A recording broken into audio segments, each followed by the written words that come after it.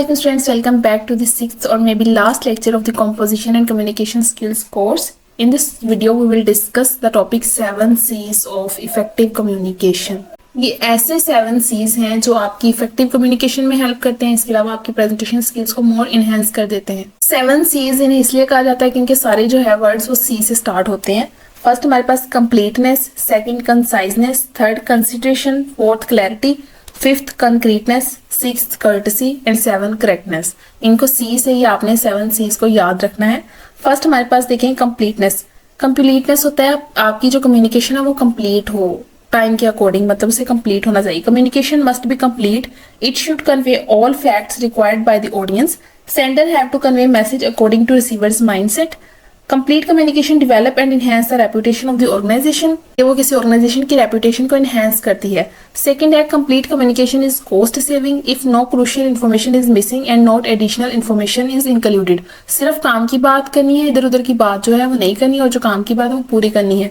It leaves no question in the mind, अगर आप पूरी बात बता देंगे तो कोई ऐसे क्वेश्चन या ऐसे ऑडियंस में से किसी के पास कोई क्वेश्चंस नहीं होंगे करने के लिए, क्योंकि आपने अपनी बात कंप्लीट तरीके से और सारी जो है वो मेन पॉइंट्स आपने बता दी हैं।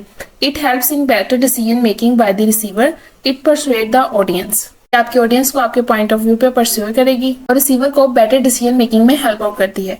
सेकंड हमारे पास रहता है conciseness, it means wordiness. For example concise मतलब ये होता है कि आपके अल्फाज का जखीरा जो है वो कम हो और कम अल्फाज में आप ज्यादा बात कर ले, ज्यादा डीपली उसको बता दें। For example, communication what you want to convey is least possible word without foregoing the other C's of communication. It is effective. Time saving and cost saving. Highlight the main message. Short and limited message to audience. Non-repetitive in nature. More appealing and comprehensive.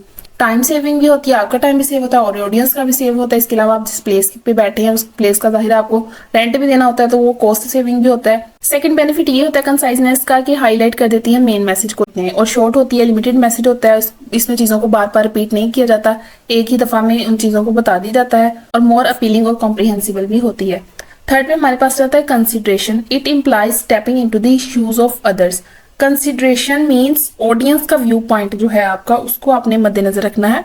Effective communication take the audience into consideration, for example audience point of view, background, mindset, education level, किस level की आपके सामने audience बैठी है, क्या उनका mindset है, उनके क्या व्यू पॉइंट्स हैं और उनका बैकग्राउंड कैसा है, किस तरह का नॉलेज उन्होंने लिया हुआ है, पहले आपने किस तरह अपनी बात बतानी है, किस तरह अपने पॉइंट ऑफ व्यू पे उन्हें परस्यू करना है, राजी करना है। Make an attempt to predict your audience, their requirement, emotion as well as problem.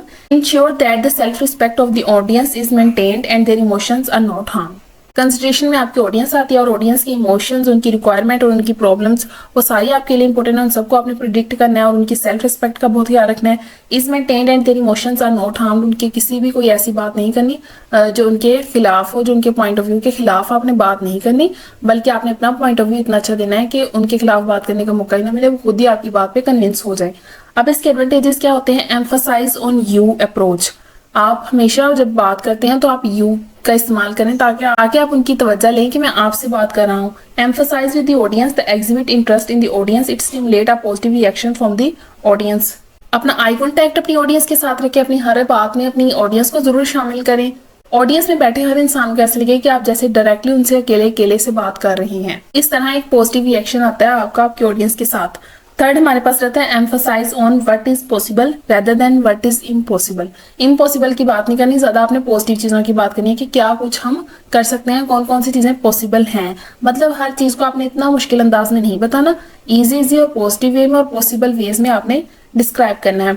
Use positive words such as jovial, committed, thanks, warm, healthy, help, ETC. ठीक है, मतलब अगर किसी के बोलने का अंदाज इतना मीठा होता है ना कि बोलने सुनने वाले भी उससे सुनना पसंद करते हैं, इस तरह के आपने पॉजिटिव वर्ड्स, स्वीट वर्ड्स आपने यूज करने हैं।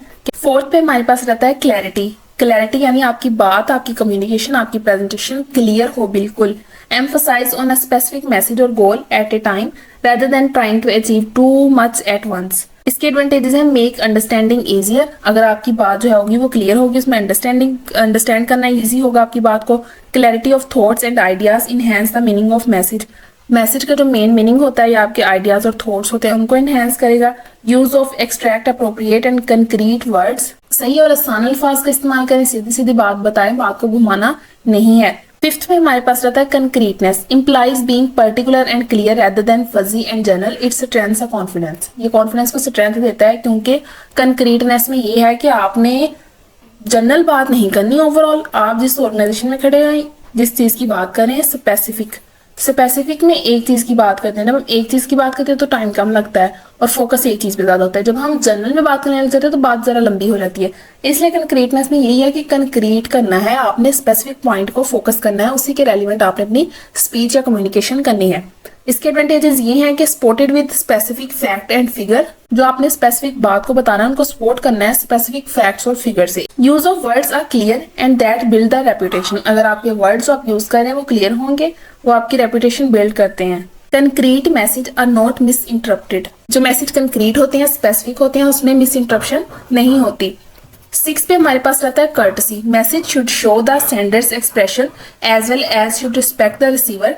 Sender should be sincerely polite, judicious, reflective and enthusiastic.